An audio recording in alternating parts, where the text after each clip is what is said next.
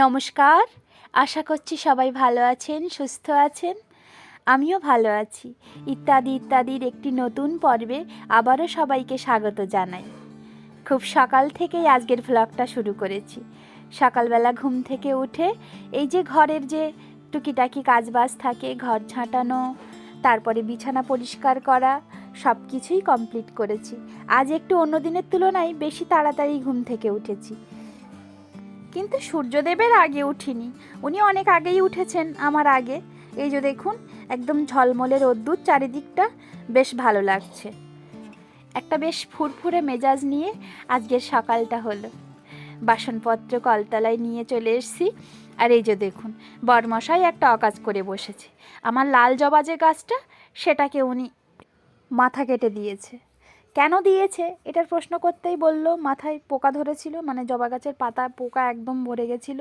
ওটা থাকলে নাকি অন্য গাছগুলোও পোকা হবে।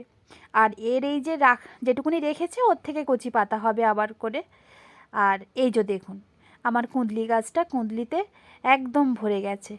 ছোট বড় কত সাইজের কুঁদলি হয়েছে। এই যে দেখুন, এটা খেতে আমার ভীষণ ভালো লাগে এই সবজিটা, কিন্তু বরমশাইয়ের পছন্দ না বলে ও মাঝে মাঝেই এর ছিঁড়ে গুঁড়ে ফেলে দেয় বেশ কিছুটা অংশ। আর এটুকুনি আমি বাঁচিয়ে রেখেছি ওপরে। একটা সজনে গাছ আছে আমার, সেই গাছটার ওপরেই দাঁড়িয়ে আছে ভর করে। আর এই দেখুন, অসময়ে আমার সজনে গাছে ফুল হয়েছে। এখনও ফুল ফোটেনি, কুঁড়িয়ে এসছে।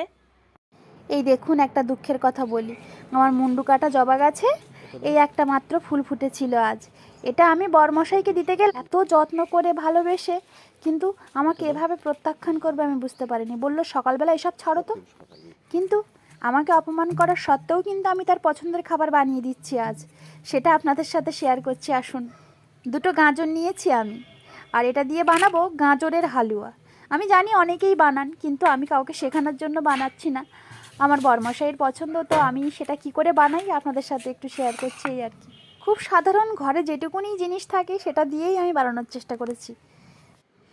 আসুন দেখে নেওয়া যাক আমি কি করেছি। প্রথমে আমি গাজর দুটোকে ভালো করে খোসা ছাড়িয়ে আমি একটা গ্রেটার নিয়েছি, সেটাকে ঘষে নিচ্ছি। এই ছোট গ্রেটারটাতে আমার কি সুন্দর মিহি করে কুচানো হয়, আর এটা হলে খুব তাড়াতাড়ি সেদ্ধ হয়ে যায় গাজরটা। এই যে দেখুন, দুটো গাজরেই আমার বেশ এতখানি হয়ে গেছে। দুজন মাত্র মানুষ, বেশি করে কি হবে বলুন। আর এই ধরনের গাজরের হালুয়া আমার আবার পছন্দ না, বরমশাইয়ের ভীষণ পছন্দের একটা খাবার এটা। আমি নিয়েছি বেশ কয়েকটা কাজু কুচি করে, এলাচ, লবঙ্গ, তেজপাতা, কিশমিশ, একটা আলমন্ড নিয়েছি, আর 10 টাকা দামের একটা গুঁড়ো দুধের প্যাকেট।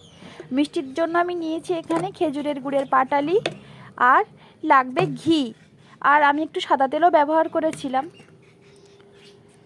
চলুন, আর যে জিনিসটা লাগবে এই লিকুইড দুধ। আমি অনেকক্ষণ জাল করে বেশ কমিয়ে রেখেছি। কড়াইয়ে ঘি গরম করতে দিয়েছিলাম, আর সাদা তেলও যোগ করেছি একটু সামান্য পরিমাণে। এই যে এটা গরম হয়ে গেছে। এবার এর ভিতরে আমার ওই তেজপাতা, লবঙ্গ আর ওই যে এলাচটা একটাই ছিল মাত্র, তাই আমি একটাই ব্যবহার করেছি। কারোর কাছে বেশি থাকলে বেশি দিতে পারেন। আমার কাছে ওই একটা মাত্র ছিল এলাচ, তাই আমি একটাই দিয়েছি। এটা থেকে একটা খুব সুন্দর সুঘ্রাণ ছড়িয়ে পড়লে এবার আমি আমার ওই কুচি করে রাখা গাজরগুলো দিয়ে দেব। এগুলো দিয়ে বেশ খানিকক্ষণ নাড়াচাড়া করে নিতে হবে। একটা কালার চেঞ্জ হয়ে যাবে, সেই সময় বুঝবেন আপনার গাজরটা সেদ্ধ হয়ে গেছে, আর বোঝাও যাবে। আর এই যে পাটালি গুড়টাকে আমার এই যে ঘুটনিটা দিয়ে আমি সুন্দর করে এটাকে নরম করে নেব, ভেঙে ভেঙে নেব, নইলে দলা করে দিলে ওটা গলতে দেরি হবে। এই দেখুন, কালারটা একদম চেঞ্জ হয়ে গেছে। আমি কাছ থেকে দেখাতে পাচ্ছি কিনা জানি না। এইবার আমার ওই লিকুইড জাল করা দুধটা দিয়ে দিচ্ছি, পুরোটাই দিয়ে দেব। আমি একটা 250 গ্রামের মোটে প্যাকেট নিয়ে এসেছিলাম, সেটা একটু জাল করে নিয়েছিলাম, সামান্য জল ব্যবহারও করেছিলাম। এই যে দেখুন, আমার পুরোটা দেওয়া হয়ে গেছে। আর এই কালারটা কি সুন্দর দেখতে হয়েছে দেখুন, একদম অরেঞ্জ কালার হয়ে গেছে। এই যে এত সুন্দর একটা মিষ্টি সুগন্ধ, সারা বাড়ি মোমো করছিল জানেন। এবার যে কাজটা করতে হবে, ওই যে আমার গুঁড়ো করে রাখা পাটালি গুড়টা এর ভিতরে দিয়ে দেব। দিয়ে বেশ সুন্দর করে আমি এটাকে মিশিয়ে নেব এই যে হালুয়াটার সাথে। হালুয়াটা আমার প্রায় রেডি হয়ে গেছে। এবার যে কাজটা করতে হবে, একটু সামান্য পরিমাণ লবণ দিতে হবে। যে কোনো মিষ্টি জাতীয় খাবারে লবণ না দিলে এর স্বাদটা ব্যালেন্স করে না, তাই লবণটা দিতেই হবে। আর যে ড্রাই ফ্রুটসগুলো আমি রেখেছিলাম সেগুলো কিছুটা আমি এবার এর ভিতরে দিয়ে দিচ্ছি, আর বাকিটা রেখে দিয়েছি আমি গার্নিশিংয়ের জন্য। এবার দিতে হবে ওই যে গুঁড়ো দুধের বেশ অর্ধেকটা পরিমাণ আমি দিয়েছি। পুরোটা দিলেও দেওয়া যেতে পারে, কিন্তু আমার এই হালুয়াটা বড্ড কম, আর অতগুলো দুধ দিলে সমস্যা হতে পারে, তাই জন্য আমি অর্ধেকটা দিয়েছি। ব্যাস, আমার গাজরের হালুয়া কিন্তু একদম রেডি। আমার বরমশাইয়ের প্রিয় খাবার এটা, তাই জন্য খুব যত্ন করেই বানিয়েছি। আর আমি একটা বাটিতে সুন্দর করে সার্ভ করে দেখাচ্ছি আপনাদেরকে, আর ওপরে সুন্দর করে ড্রাই ফ্রুটসগুলো আমি ছড়িয়ে দিচ্ছি, আর যে আলমন্ডটা রেখেছিলাম সেটা ওপরে দিয়ে দিয়েছি, ও জন্যই আমি নিয়েছিলাম। বরমশাই খেয়ে তো বললো ভীষণ ভালো হয়েছে। বরাবরই বলে। আপনাদের কেমন লাগলো অবশ্যই কমেন্ট করে জানাবেন। আজ তাহলে আসছি, আবার নতুন কোনো পর্ব নিয়ে।